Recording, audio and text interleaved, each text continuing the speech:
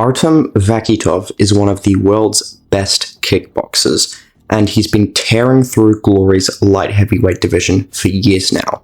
His only loss in the last decade was a controversial split decision loss to Alex Pereira, which he later avenged.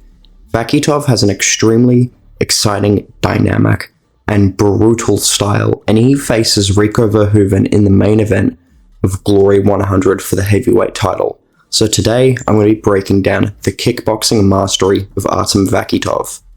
The first thing that stood out to me as how impressive Vakhitov is his reliance on the high guard. He lives and dies by his high guard, just like old school Dutch kickboxers. And he's very, very good at just tucking his chin, hiding his head, moving his elbows accordingly to just catch any shots that come his way. It allows him to be composed and stay in a sort of range that he wants to be in. It allows him to always be in range to attack, and he feels very confident in that range. He won't really get overwhelmed. Like, this is the same guy that stood toe-to-toe with Alex Pereira in kickboxing and went 1-1 with him. And this high guard is what gave Alex so much trouble. Alex was able to land shots on the guard, but Vakhitov was so calm it didn't affect him, and he couldn't really get his shots through. And obviously, staying safe is very, very important in kickboxing, especially in a sport where it's very toe-to-toe, going band for band.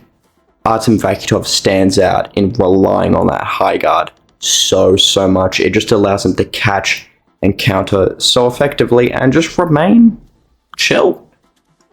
My favorite thing about Vakhitov has got to be the way he blends traditional striking with unorthodox striking. And by traditional, I mean traditional for kickboxing.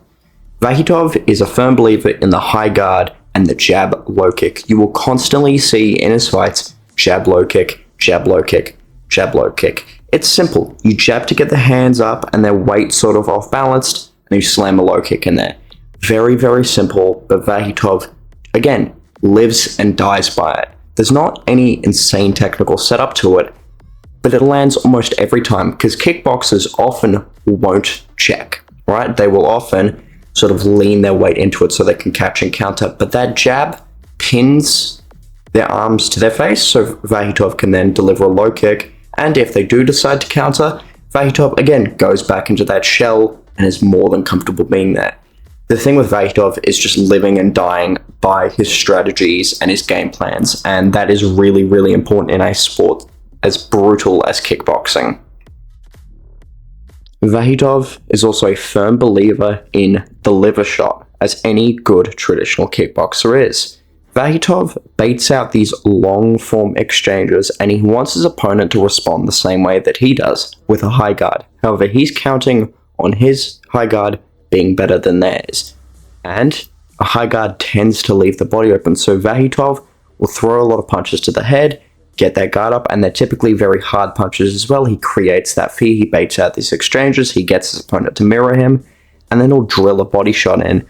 And again, he has really, really good success with it, because he doesn't just throw body shots, he sets them up. He slips on the outside and rips to the body, he gets the hands up, he digs in, really good liver shots, getting really good momentum and torque on them. Once Vakhitov gets his opponents up against the fence and or hurt, his ability to tee off and find finishing shots is really quite incredible.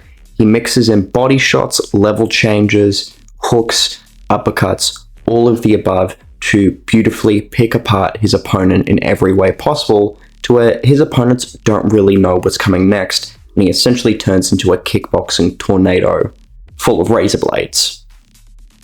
Vakhitov is as fundamental as he is dynamic. Vakhitov beautifully blends traditional with unorthodox, as I said before. He does this both defensively and offensively. Vakhitov will move his head a lot for a kickboxer, mainly when he's feeling pretty confident and he has the lead in a fight. He'll slip shots, counter with right or left hands, he'll slip and rip for body shots, or just do it to sort of taunt his opponent. He will also switch stances.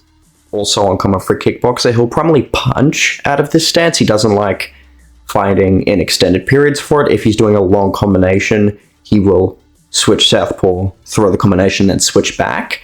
But again, still pretty uncommon, and he is very, very effective with it. Again, Vakhitov puts a lot of attacks in his opponent's face, and he stands toe-to-toe with them, giving them a lot of different reads for what's coming at them. Vakhitov will also throw the odd spinning back fist, and he will pepper in some excellent head kicks in there. Even though he is one of the shorter light heavyweights, he is extremely dynamic with his kicks, and he will spark people's lights out with them. It's really, really awesome. He mixes this perfectly with his fundamentals, going back to the jab and the low kick, and mixing his high guard back in there after his dynamic attacks, still remaining defensively responsible in all aspects of the fight. Vakhitov has continuously proved that he is one of the best kickboxers in the world, being able to spark people out cold with jabs, head kicks, liver shots, all of the above, and he has remained pretty much flawless through the majority of his career, only dropping that close decision to Pereira, which he later avenged.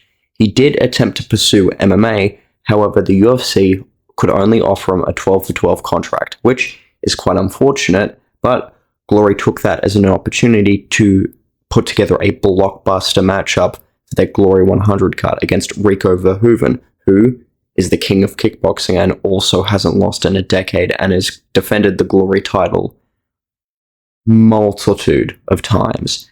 And this is a very, very exciting matchup. Two guys that are very traditional but technical with their styles.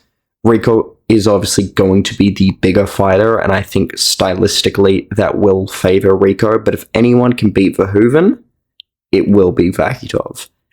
I can't wait for this matchup. It happens in a few weeks, same night as UFC Atlanta, so if you have the time, do tune into it. It should be a very, very exciting fight.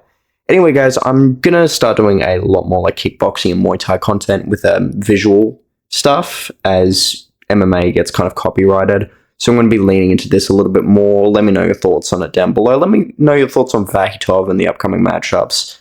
And you guys know the drill. Like, comment, subscribe, and I'll see you later.